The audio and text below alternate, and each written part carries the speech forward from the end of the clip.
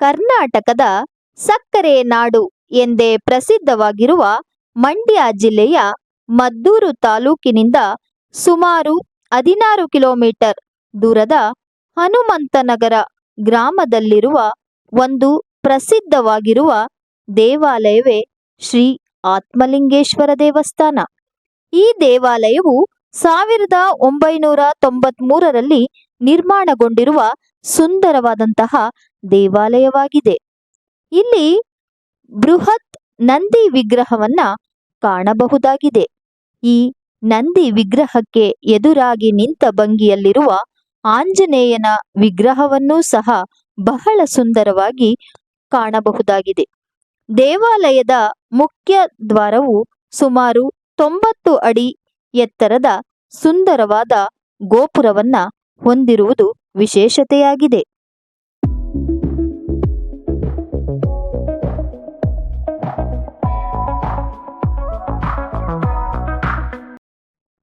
ಕಾರಿಡಾರ್ನ ಮುಂದೆ 70 ಅಡಿ ಉದ್ದದ ಹಜಾರ ಮತ್ತು ಸುತ್ತಮುತ್ತಲಿನ ದೃಶ್ಯಾವಳಿಗಳು ನೋಡುಗರಿಗೆ ಮನಃಶಾಂತಿಯನ್ನ ನೀಡುವುದಂತೂ ಖಂಡಿತ.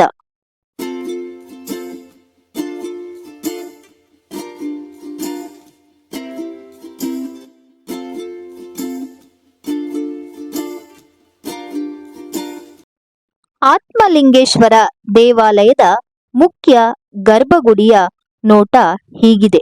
ಸುಂದರ ಅಲಂಕಾರದೊಡನೆ ಕಂಗೊಳಿಸುತ್ತಿರುವುದನ್ನು ಇಲ್ಲಿ ಕಾಣಬಹುದು.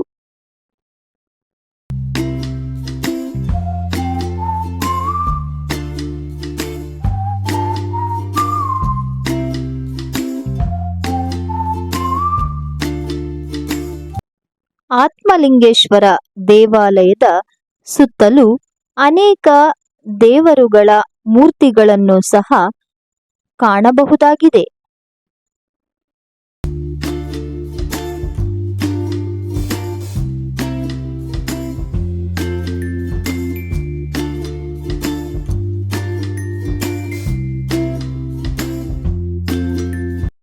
ಇಲ್ಲಿ ನೀವು ನೋಡುತ್ತಿರುವುದು ಜಿ ಮಾದೇಗೌಡರವರ ಶಾಂತಿಧಾಮ. ಇವರು ಆತ್ಮಲಿಂಗೇಶ್ವರ ದೇವಸ್ಥಾನದ ಉದ್ಘಾಟನೆ ಸಮಯದಲ್ಲಿ ದೇವಾಲಯದ ಧರ್ಮದರ್ಶಿ ಮಂಡಳಿಯ ಅಧ್ಯಕ್ಷರಾಗಿದ್ದರು.